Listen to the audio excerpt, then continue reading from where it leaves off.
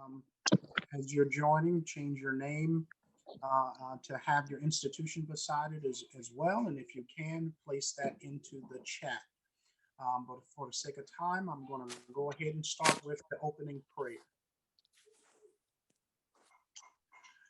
God, we just thank you for this day. We thank you for the health and strength that you have given us and the many bountiful blessings that you have bestowed upon us. Lord, we ask that as we go through this session tonight, that everything according to your will be done, will be said, and will be edifying to everyone under this prayer. And may we continue to do your great work as we move forward for people, and not only in our community, but throughout the Commonwealth. Amen. Okay, ladies and gentlemen, again, I'm Reverend Dr. Kenneth Nixon. I'm from First Baptist Church of Manassas. That's my institution. I sit under Reverend Dr. Keith Savage, who is the senior servant at First Baptist. So what I want to kind of set the stage here, we're about to go into a series of rounds, and we're going to be split into groups of 3. And in those groups, we're going to discuss a couple of things. Why did you attend tonight's session around decriminalization of mental health, and why is this issue important to you? So we are going to, and you also see the question in the chat as well. So we're going to ask that you spend about 8 minutes in those small groups having those discussions of why did you decide to attend tonight's session, and why is this issue important to you? And if you can, make sure you have a robust discussion as you go through it, because we're going to want you to share via the chat something interesting or some exciting thoughts that may have come from your rounds and your discussion.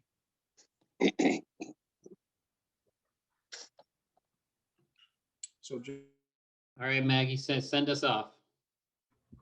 Brought you here tonight, and why this issue is important to you.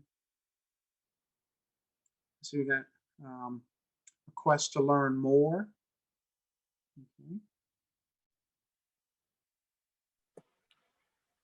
Interest in dismantling racism and alternatives to policing to engage mental health workers.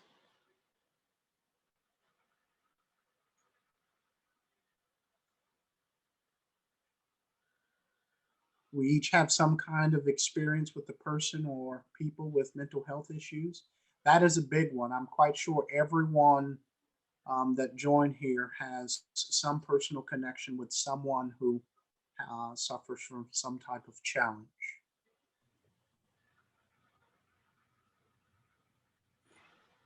Mental health, race, and incarceration are interconnected.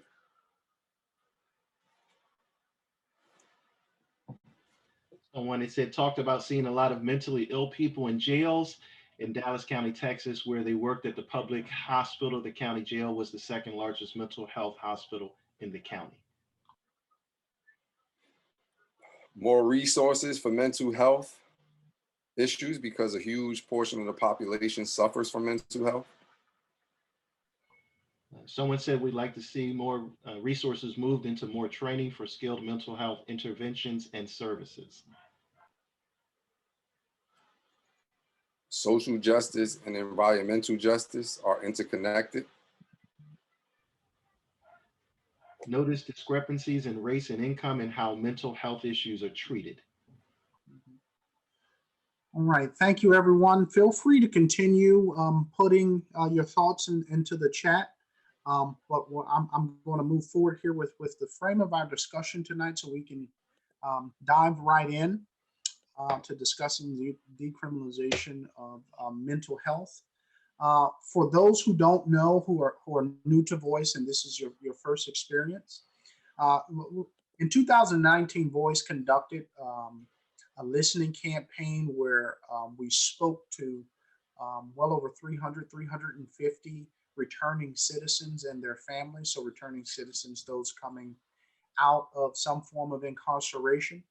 And one of the questions that was asked during those sessions was, if there is one thing or something in the criminal justice system that would make life better for them or for their family, or people that they care about, where would they start? Where would they start to kind of make that change if they can do something about it? And coming out of that discussion is what led Voice on taking on the campaign around returning citizens' driver's license restoration. And second to that, but just as monumental, is creating the Prince William County Public Defender's Office that is now established and so critical. And one of the top themes that was heard throughout those sessions is how people with mental illness are vastly overly represented within the criminal justice system, and specifically in the Commonwealth of Virginia's criminal justice system.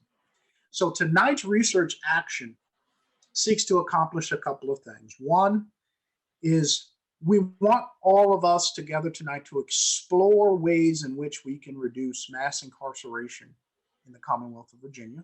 That's one. The second piece is that explore ways as to how people who enter into the criminal justice system do not need to be there, and how do we go about making sure that we begin the process of ensuring people who do not need to be in the criminal justice system don't find their ways into that system. But we're going to be doing multiple research actions in and around this issue, but we really want to use this as a framework. But I want to be clear, Voice hasn't yet committed to working on this specific issue, but we are using this in other research actions, in other conversations that will help guide and inform whatever decision is made. And that decision will be ratified in June at our large internal leaders meeting. On that point, I want to kind of agitate a little bit. And I use the term agitate. James used it with me a lot, but the first person that used that with me was Elisa when she sat me down in a Panera and wanted to figure out what agitates me. And it took me a moment to figure that out, because I'm like, why would someone want me to get agitated? But it's really about passion. What drives you? What issue is it that is really personal to you that you can step up and actually lead and drive and make a change? And for me, that's mental health. Particularly and specifically because of my mother, who unfortunately, because of mental health, could not raise me or my siblings. I was raised by my father and other family members and that were around me. But mental health took away my mother when she was 16. And she suffered from it up until her passing last year at 67. And it's personal to me because as a child, having to learn and kind of have my innocence taken away relative to how do I interact, how do I make sense of my surroundings, why is law enforcement putting handcuffs on her, why am I not allowed to be around her, why am I being told to avoid her if I see her in public places. It really sat with me, but it victimized me from the standpoint that there was not a system of treatment to help her in her crisis, but there was also not a system of treatment that also had care and support for the family members that are in that with that individual. But there is a system that is in place, the criminal justice system. And far too often, it's a scenario where instead of getting treatment, she was in a local county jail or a city jail or some other jail. And if you did not know this, if there is medication involved, a jail system can't administer that medication to people in crisis in the jail without a court order. So imagine someone going through a mental health crisis sitting in a jail facility without access to proper treatment because they require a court order? Well, what if that person doesn't have someone that can advocate for them or know where they are? Who's going to petition for the court to allow the jail to administer that medication? So it has a lot of ramifications of criminalizing mental health. And tonight, what I want us to do as we go through this research action is understand how do we create a more equitable, just, humane, and effective criminal justice system that decriminalizes mental health and moves towards treatment. So I look forward to it. I'm excited about it. I'm agitated. And at this moment, I'll turn it over to James. Thank you, Reverend Nixon, and thank you for sharing the story of your mom and your own experience.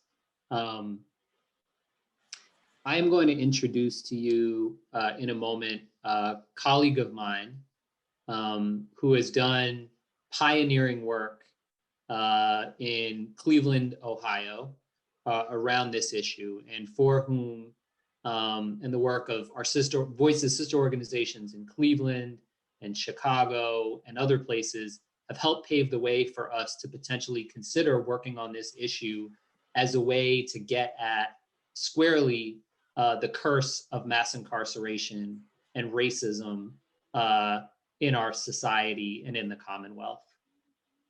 And so you're going to hear a presentation in just a moment from Donna Weinberger, who is the Criminal Justice Coordinator at Greater Cleveland Congregations. I worked with Donna for about 3 years. She's one of the sharpest, leaders that we have. She helped lead a campaign several years ago that got Medicaid expansion for Ohio, which has insured 1.3 million people in the state, has helped, per a recent study, save 1,500 lives that would otherwise have been lost due to lack of insurance. Donna is a national leader on the Do Not Stand Idly By criminal justice prevention campaign, and as you'll hear, helped lead a campaign with others in Cleveland to win $20 million to establish the area's first crisis stabilization unit. And it was a really immense victory, and Donna's going to teach you a whole lot. So without further ado, I'm going to pass it along to Miss Donna Weinberger. Thank you so much, James, and good evening, voice. Hello. So James pretty much told you who I am. So I'm going to, I think, move right into what we want to talk about tonight. However, I also want to tell you a couple of things besides my work in Greater Cleveland Congregations and those things drive me very much in this work. One is that it's important for you to know that I've been a mental health therapist for 35 years. And like Pastor, I am the daughter of someone with mental health and addiction issues. As an aside, I will also add that I grew up in Fairfax, Virginia. I have a friend now on this call who we went to first grade together. So it is a place near and dear to my heart. So what are we going to do tonight? My hope really is that we will be able to share some information in an area that has become my real passion, the criminalization of mental illness and addiction. But I also hope that after this evening, as you hear about this long-term systemic problem, you come away with the sense that there are things that can be done about it. There is hope for change. We have begun to change things in Northeast Ohio. So what are we going to do tonight? I'm going to spend some time laying out for you the history on how we got where we are, and the scope and depth of the problem. The questions are, why are there so many people with mental illness and addiction issues in our jails and prisons?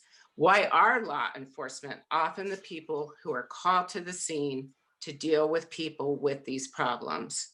Then we're going to talk about some possible solutions that are being used throughout the country and what we did here in Cuyahoga County to turn this into a problem, the problem into an issue, and ultimately win. So we're going to start with watching a brief film. I'm going to warn people up front that it's upsetting and intense. It's also very real about what goes on.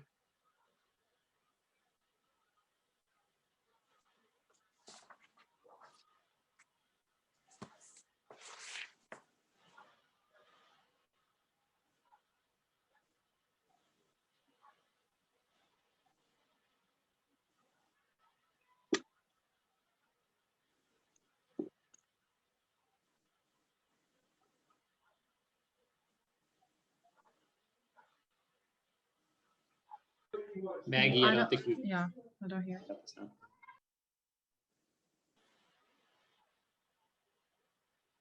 Can you hear that? No. I think you have to share your audio as well. You're gonna have to start again.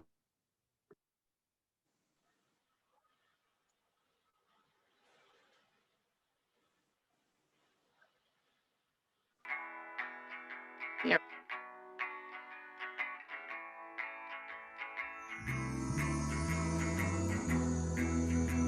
Prison. The last stop on a long line of bad encounters for individuals who suffer from mental illness. It seems crazy to treat a health issue this way, doesn't it? After all, we don't send people to jail for having cancer. And yet we criminalize the mentally ill for a disease that produces behaviors that are completely beyond their control.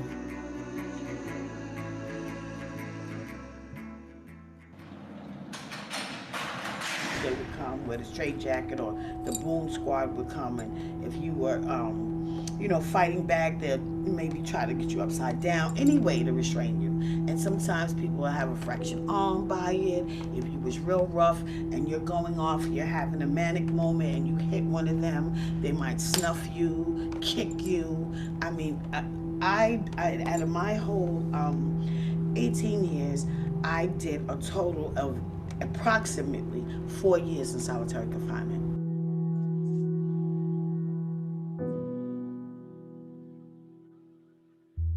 The prison system is ill-equipped to treat people with mental illness. Guards resort to abuse to force compliance. Medical care, including vital medication and therapy, are more often than not neglected. This lack of care leads to horrific encounters which defy our very sense of human decency. 1 out of every 3 inmates in Tennessee prisons is mentally ill. Jason Toll was one of them. In August 2010, officers at River Bend, armed with tasers and shock shields, forced Jason Toll out of his barricaded cell. They then carried him out of the cell to an unlit prison yard and restrained him with shock shields. We need to, as much as possible, decriminalize mental health challenges, right? And there are many people who come into custody, who come into the criminal justice system, largely because of their mental health challenges. And we need to identify that, not that we need to excuse crime or excuse certain behavior that needs intervention, but we need to understand how ineffective criminal justice involvement, especially incarceration, is for folks with mental health challenges.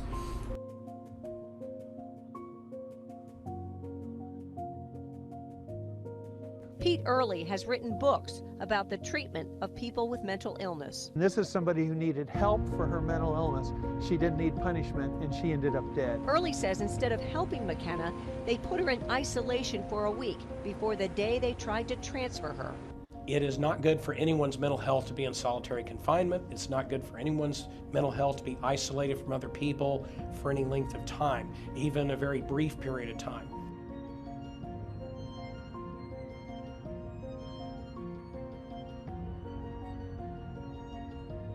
So that's a big problem. The DAs and the judges don't know anything about people with mental illness, and they're really punishing people.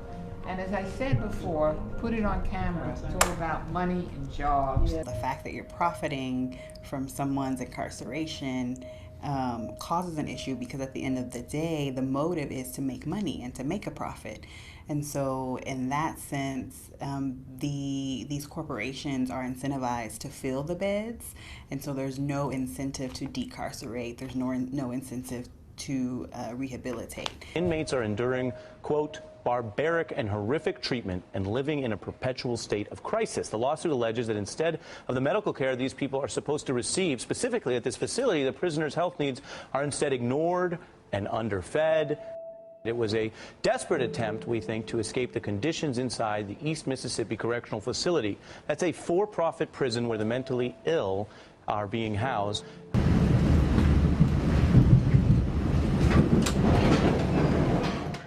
They had my son on the ground. They had one boot was on his neck, another boot was kicking him and hitting him, and there was a boot also on his head, and he had a huge swelling and marks all over, and they would not get him medical help until they pushed the swelling on his head down with their physical hands, and then got him ice and forced it on his head, and pressing it very hard. It's such a traumatic experience that you're like walking around in a daze. Prison guards, sheriffs, they don't understand that. So they think that you're actually being rebellious or that you're being defiant. And so you get a lot of abuse.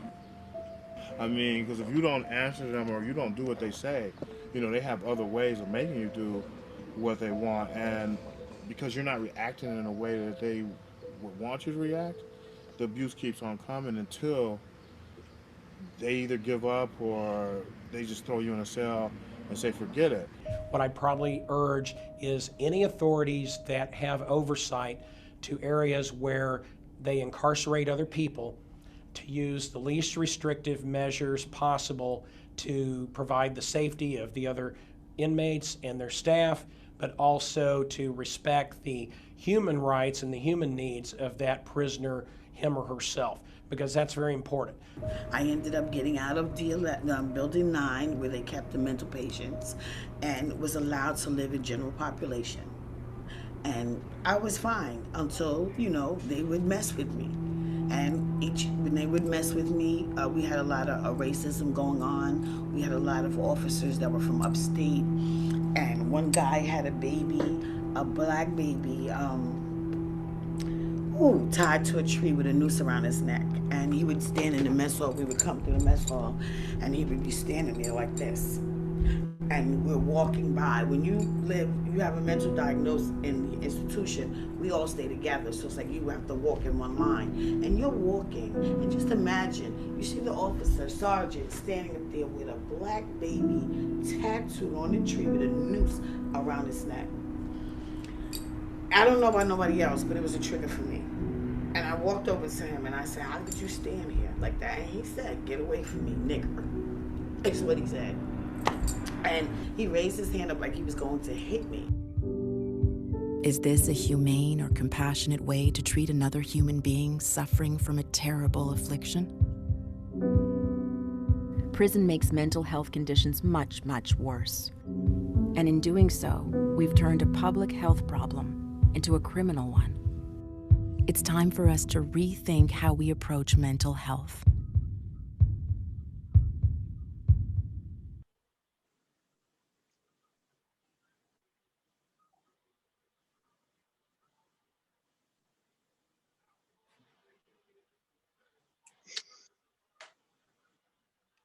So let's take a breath after that. In case, though, that you think that movie is outdated or exaggerated, I'm going to tell you about the Cuyahoga County Jail here in Cleveland, where I live. When James and I were part of a group that visited the jail in 2017, we were told that well over 1/3 of the people there were simply there because they were mentally ill or addicted, and there was no other place for them to go. In 2018, there were 9 deaths that occurred in that jail. All 9 were the results of suicide or drug overdose.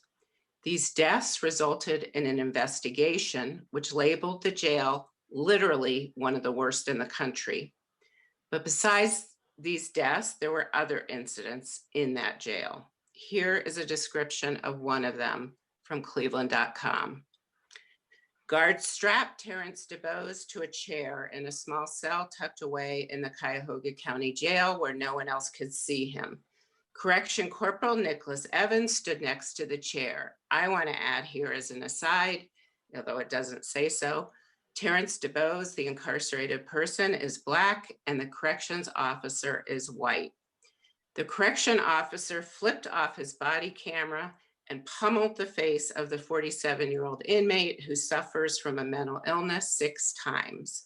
DeBose could not use his arms to defend himself from the onslaught. The video then showed Timothy Dugan, another corrections officer, punching DeBose in the face twice. The guards left DeBose strapped in the chair for 2 hours as his face bled. According to Terrence's brother, Emmanuel, his brother has always suffered from mental illness. He said his family has tried to get his brother the mental health treatment he needs with little success. So, you know, when those organizer types ask what keep you up at night, well, for me, this is it. The way we treat mentally ill and addicted people in our society. It literally makes my blood boil. We have a long, long history of neglect and abuse of the mentally ill that goes back to the ancients when it was thought that people with mental illness were possessed by demons. You can switch off to the widers from screen sharing. Thank you. The cure was then exorcisms. But even when we passed that point, treatment was not much better. Literature and movies abound with descriptions of snake pits and abuse. In 1843, Dorothea Dix, who was a champion, drew national attention to the issue when she made a report to the Massachusetts state legislature and said the following: I have come to present to you the strong claims of suffering humanity. I come as the advocate of the helpless, forgotten, insane men and women held in cages, closets, cellars, stalls, and pens. To me, this was 80 years ago and could have been written today. In history, if we fast forward to the 20th century, there were 2 waves of events in the 1960s and 80s that occurred that impacted the current status quo. In the 60s, President Kennedy signed bills to reform the US mental health treatment system. And in the 80s, Reagan pushed for deinstitutionalization of the mentally ill from the state hospitals that had housed them for years. Depending on how you see this on your lens, these events could be seen as a true attempt to reform the system, or could be seen as a cynical ploy to stop paying for an expensive system. Looking through either lens, though, here is what we know is true. When the state psychiatric hospitals were closed, there was the promise that those suffering would be treated in their communities through a well-funded, robust community mental health system. Literally no one says that that system came to fruition. It was never funded or prioritized. So now what do we have, right? We have mentally ill and addicted folks in their communities. They're often untreated. They're often homeless. And who is it that they come in contact with most often? They are often picked up by law enforcement for minor infractions like loitering, being a public nuisance, trespassing, or minor theft. Addicted people are often picked up for crimes related to feeding their habits, including buying, using, or selling drugs. Law enforcement is very ill-equipped to deal with people who are mentally ill and addicted. And let's be real, their focus is arrest and jail. In this way, our jails and prisons have become our de facto psychiatric hospitals. There is a slide of stats in front of you that I won't go over, but I think they speak for themselves. We also do a lousy job of treating mentally ill and addicted people in prison. They are just not good places for people with these problems. There's a lack of good treatment. It's overstimulating, it's often overcrowded, and there's a lack of continued contact with support systems. I don't know if you all know this, but by law, Medicaid services are cut off when a person goes into prison. That was a jarring fact for me when I learned that. There are often delays getting reinstated on Medicaid when a person leaves prison. Also, and this is really important, it is far more often mentally ill and addicted people of color who end up in jail or prison. White people from the suburbs are far more likely to be able to afford treatment. And we of course know that they are far less likely to get picked up by law enforcement. So the other place where people end up besides jail or prison is the local hospital emergency room. There, the same people often cycle in and out of the ER, waiting to be seen. They're often not admitted, even though they need treatment. They are caught up in a regressive cycle where they're often picked up by law enforcement, taken to the ER, leave before they're admitted or don't get treatment and end up right back in the same place in a day or two. So in sum, our mental health and addiction system is a mess. Some people call it broken. I don't like to call it broken because broken implies that it was once whole. We basically don't have a national mental health and addiction care system in this country. And it results in some of the worst outcomes in the world. What there is fractured, it's uncoordinated, and our most vulnerable citizens end up falling through the cracks, or more accurately, chasms. There are currently, I will give you an example. There are currently 2,500 organizations in Cuyahoga County providing some kind of service to the mentally ill and addicted. But there is no quality control or place where patients can find out what services are good. There is almost no coordination between the systems or organizations, including often different chart systems for each one that they can't share. There is no overall strategy, which results in the fact that we've got many unfilled beds or places not busy for some kinds of care, but no availability or huge waiting lists for other kinds of care. I would say that throughout the country, the needs are most acute and unfunded in what we call crisis care. Crisis care is really for those people who don't need an inpatient bed, but also are in too much crisis to get by on weekly therapy. There's a huge gap here. Medicaid is only just now catching up their payment systems to even include crisis care. You will see in front of you what a robust regional crisis center system should have. 24-hour crisis call center, an air traffic control system to coordinate care, mobile support teams, and access to crisis stabilization and detox beds with drop-off by law enforcement. Okay, so you can take off the screen share. Thank you. Are you beginning to get a sense of why our jails and prisons are filled with people who have mental illness and addiction issues? Jail is often referred to as the one place that can't say no. So it's daunting, it's discouraging, but I am here to tell you that there are real solutions that are being executed in places throughout the country. Solution number one, crisis intervention training for law enforcement, or what we call CIT. CIT is based on a model in Memphis that came out of there. It seeks to bridge the gap between police response and mental health care.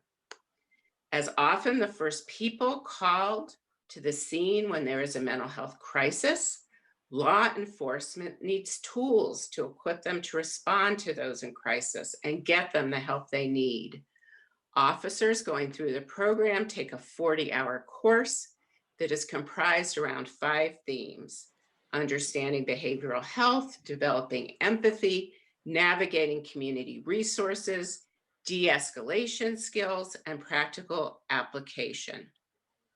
Outcome research shows that CIT training is effective in a whole lot of areas, such as increasing jail diversion, decreasing use of force incidents, decreasing police officer injury rates, and producing cost savings. We're beginning to look even beyond CIT when we think about next steps, because a lot of, I would say in the last 5 years, a lot of communities have really picked it up in terms of training officers in crisis intervention.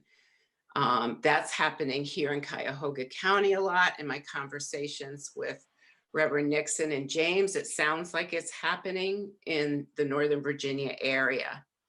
One of the next things that we are looking at is a program that actually comes out of Eugene, Oregon.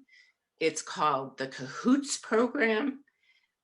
It's a very interesting, as you think about, people obviously in the zeitgeist is the idea of defunding the police. And this is a program that does it in a very interesting way. In this program, 911 calls that are behavioral health and addiction related are responded to not by police at all, but by a team consisting of an EMT and a mental health counselor. Screening for this is done at the time of call-in. I know that New York City is in the process of implementing this model, and many other communities are considering it. The other solution that I really want to focus on tonight are crisis diversion centers. Crisis diversion centers are licensed treatment facilities that are open 24 hours a day, every day. I like to think of them, and I think it helps people understand when we talk about them as almost a bit like urgent care centers for people who are mentally ill or addicted. Diversion centers have a no wrong door policy. What that means is that they see every single person who comes through their door for assessment, and they accept referrals from the community, from police, from hospitals, and from families. I don't know how things are in Northern Virginia, but I know that in the Cleveland area, one of the huge problems is that people are turned away from facilities all the time because they are, quote, in the wrong place. So they're told they don't belong here or there because they're not homeless or addicted, and you have to go to this other place.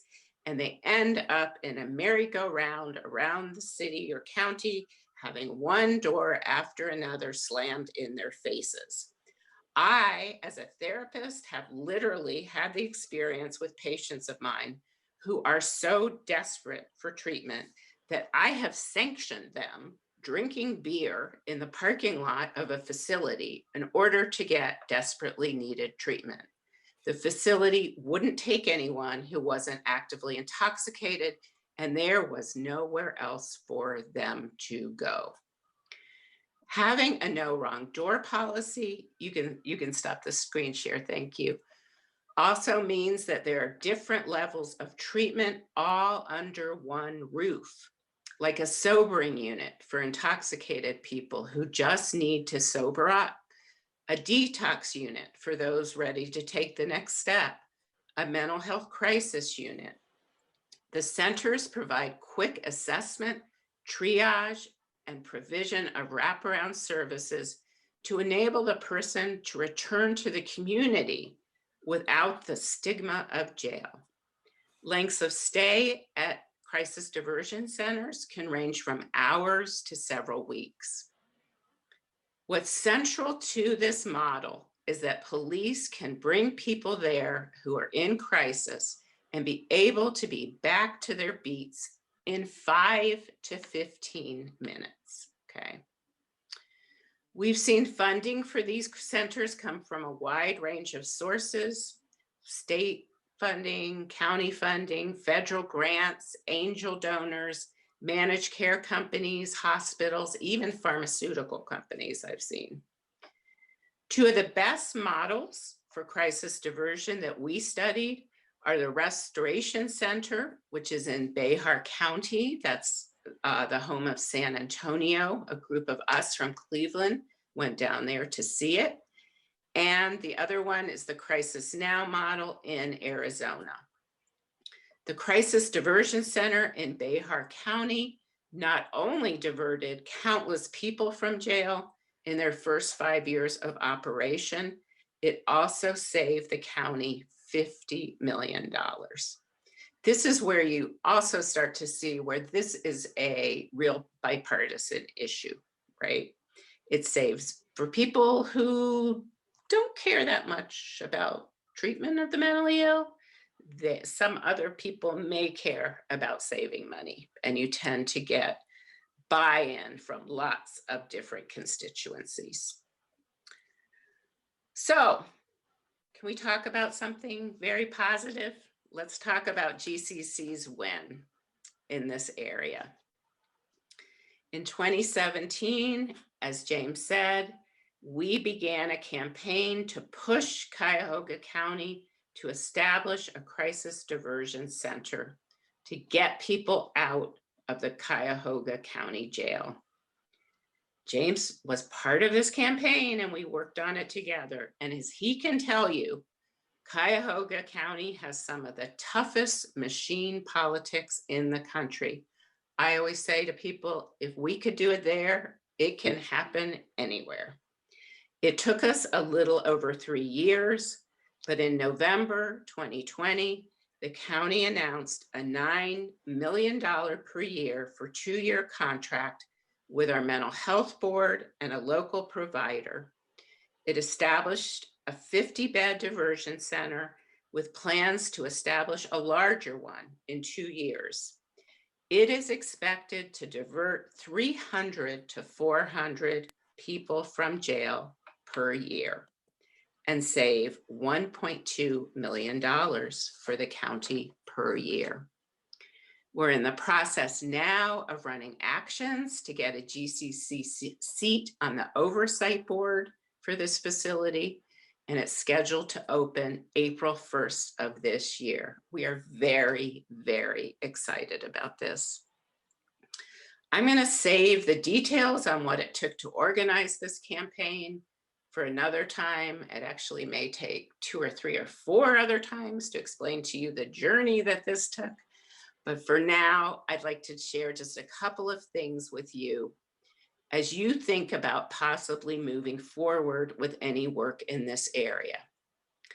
The most important thing here, in order to make any dent in the problem of overcriminalization, it is crucial to organize and develop relationships with stakeholders in all, and I repeat, all of the following areas. Number one, the criminal justice system. Our most important ally in this work was the county prosecutor, who has a ton of power. And it didn't start out that way. James can tell you that our first meeting with him, he basically screamed at us that we didn't know what we were talking about and we're stupid. Today, he will go to bat for us around anything, and also it is our biggest ally, and will tell you that we educated him on this topic and he is now really passionate about it. The chief administrative judge for the Common Pleas Court was also a really crucial ally. You also need people in law enforcement. We did 25 relational meetings with law enforcement departments throughout the county in order to get their perspective and buy-in on the Crisis Diversion Center idea. I will say this very strongly. This kind of program is doomed to failure if law enforcement doesn't buy into the idea, and it is a process to get them there. Third key relationship, the treatment community and hospitals. We, at least in Cuyahoga County, really felt we needed a hospital system to take this on and push it through. We developed a key relationship with the CEO of the county hospital system. It turned out he had a family member who had mental health and addiction issues and ended up in the criminal justice system. He became one of our biggest champions. And the other area is in government. For us, we frankly don't have a great relationship with our county executive or our mayor. So what we did was we found key allies in county council who really bought into this idea and helped push it through. Finally, I will end with just some key organizing concepts that really got us through this. Number one is the most important thing is persistence, persistence, persistence. As I said, it took us 3 years. It's very easy to get sidetracked, but by 8 million other issues coming up, we just kept at it. Number two, the importance of allies. I've talked about some of those key allies. We could not have done it without them. And the third thing I will say is to always be looking for opportunities. So there were key points where we were sure we were going to lose this. Politics just went against us. The person at the mental health board who was our ally suddenly died. I mean, it just felt like everything was against us, but we just kept looking for opportunities, which I will say one of the key ones was when there were 8 deaths in the jail in a year. And we were able then, people started looking to us then as, well, whatever happened with those crisis centers? And we were back on the road again. So I'm going to stop there and turn it back over to James. I think there is a way we're going to get questions and reactions to my talk, and I really appreciate your time tonight. Thanks. It's actually Reverend Nixon who's going to lead us into this next part. Thank you, Donna. Let's give Donna a hand, everybody.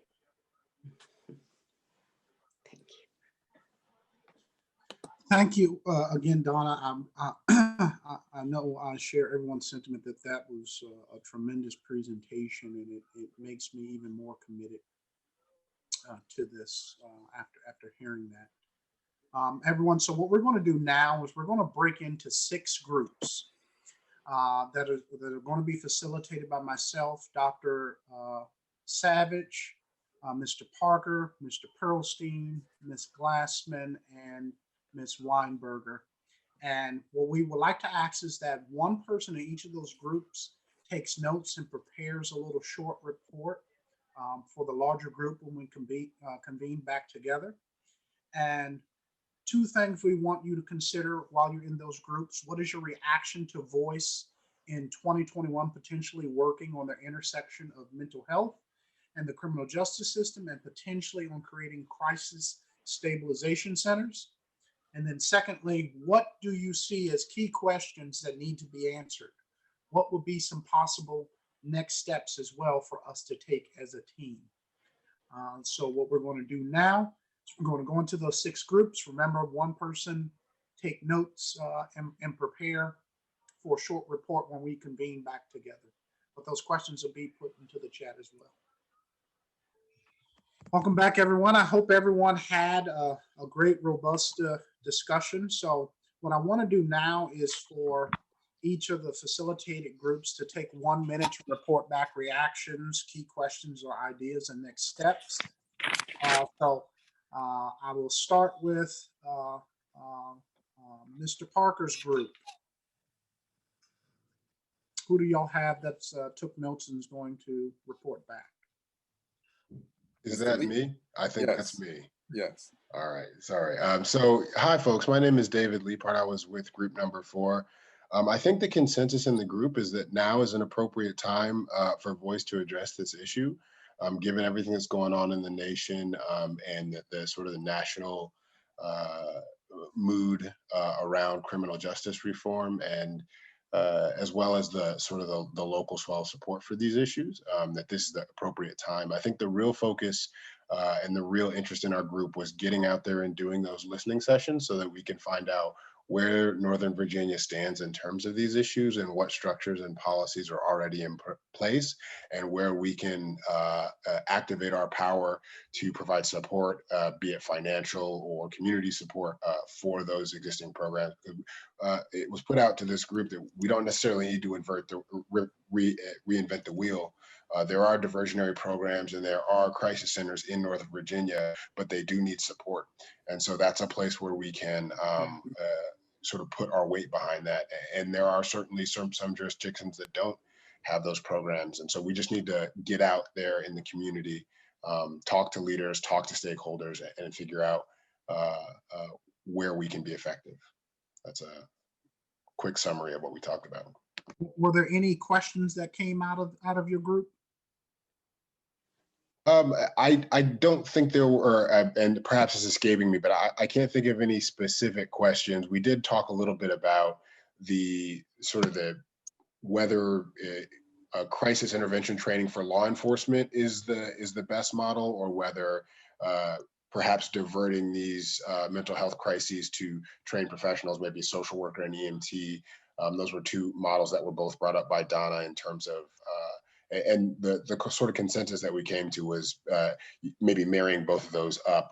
We did talk about that question a little bit, but other than that, I don't think we had too much in the way of questions. All right, thank you. Ms. Glassman's group, who do you have that's want to report back?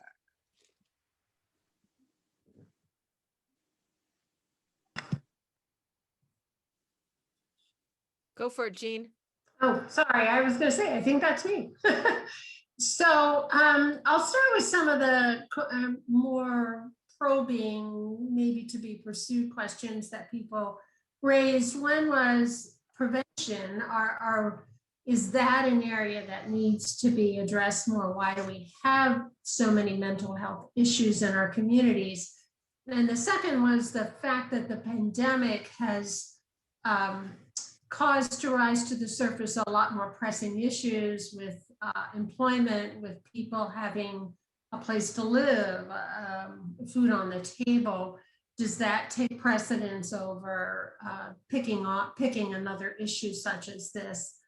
I would say from the positive side that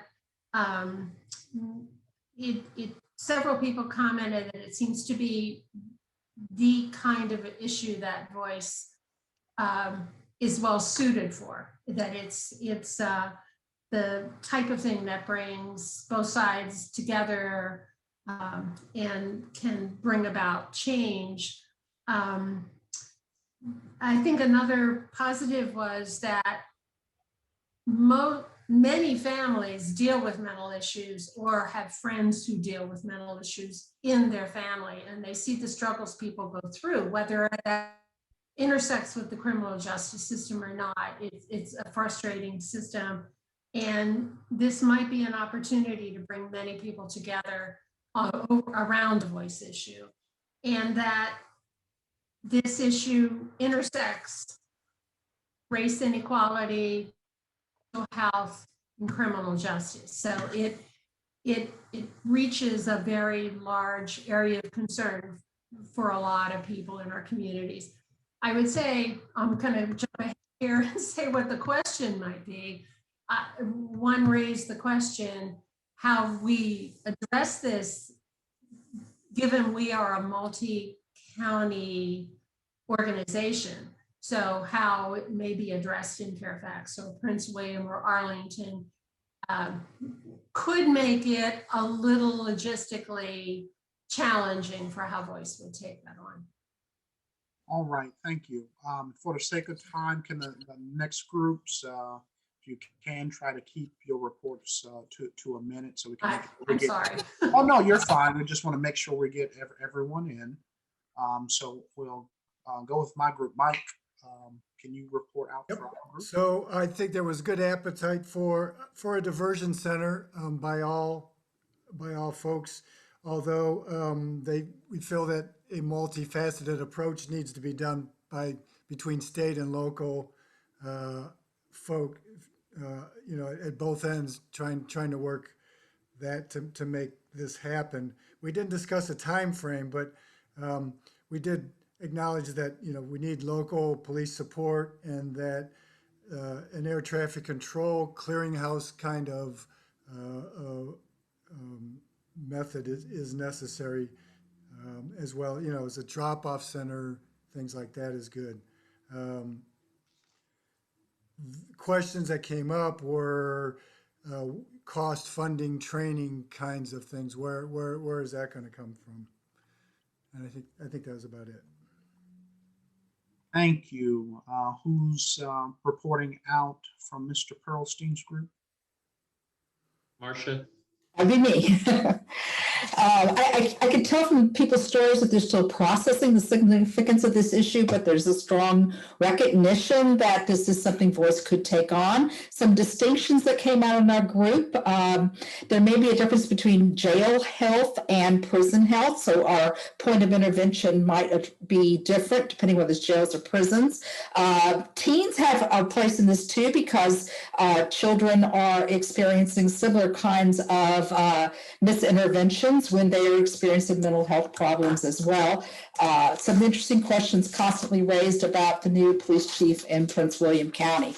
And then, like other groups have said, trying to figure out where the place of opportunity is, what's already moving and what can we jump onto? Is it a potential to pursue alternatives to policing with mental health and social workers? Is it some centers that may already exist? We need the research. Yeah, I just wanted to add too, yeah, we did mention that there was one in Fairfax that works, but doesn't always work either, so. Right, thank you. Ms. Weinberger's group? I think that's me. Many of the things that have already been said came up in our group.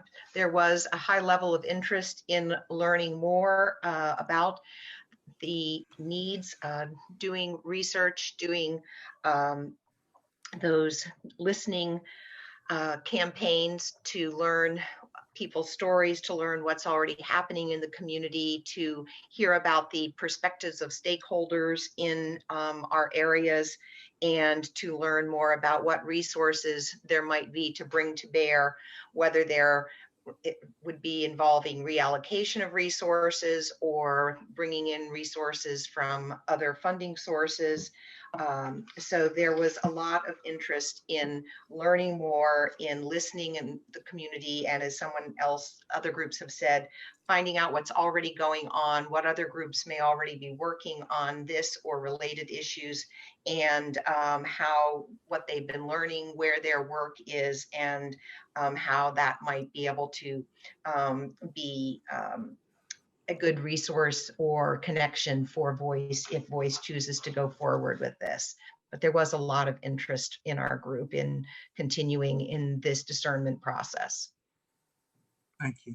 James, turn it over to you. Hey, you got to save the best for last. Dr. Savage group, Joan Cantor. Oh, my apologies.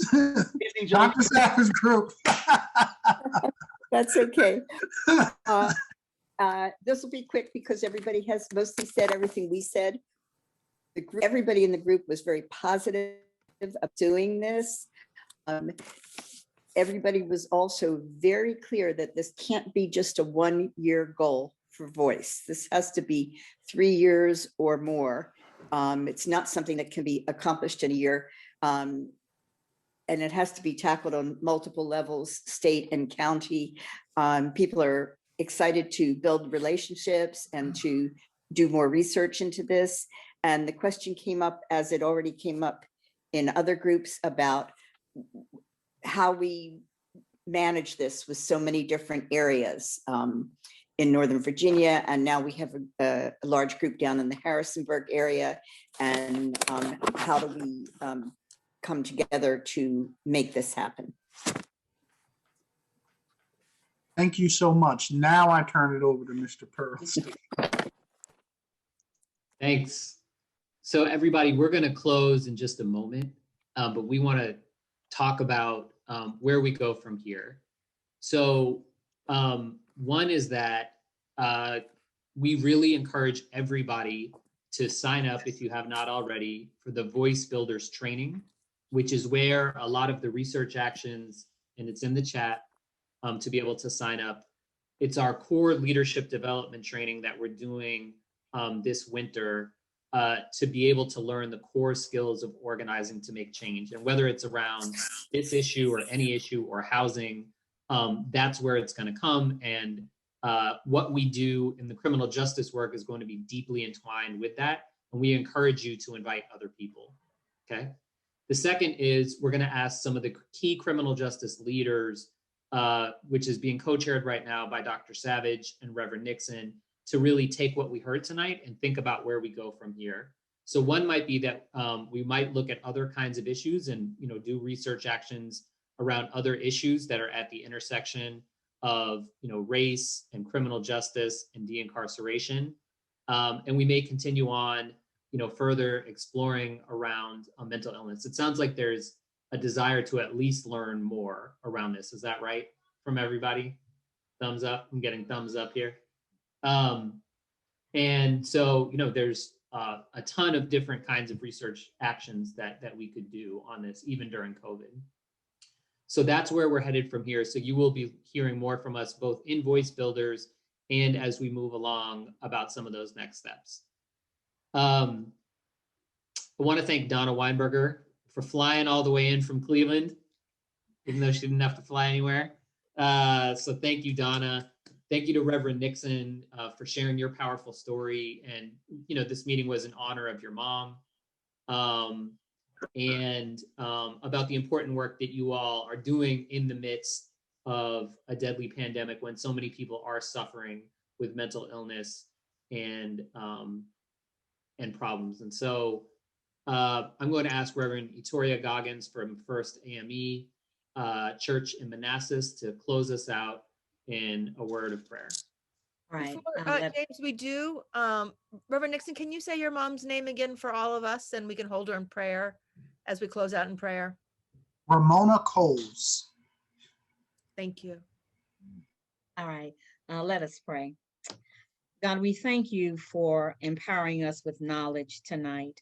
We pray that you continue to give us wisdom, that we make application of the knowledge as we move forward on this issue of mental health and the criminal justice system, God. We thank you for the leadership and voice. We lift up Ramona Coles, God, and ask your continued blessing upon her. Continue to bless Reverend Nixon. And so, God, we ask now that you just be with us, lead us, and guide us in all things. And we give you all the praise, the honor, and the glory. Amen. Then for those who helped to plan tonight, we will be doing an evaluation right afterwards. If you're a newer leader and you'd like to, or a veteran leader and you'd like to, be a part of that evaluation, you are welcome to. It's a bit of how we learn. And everybody go in peace.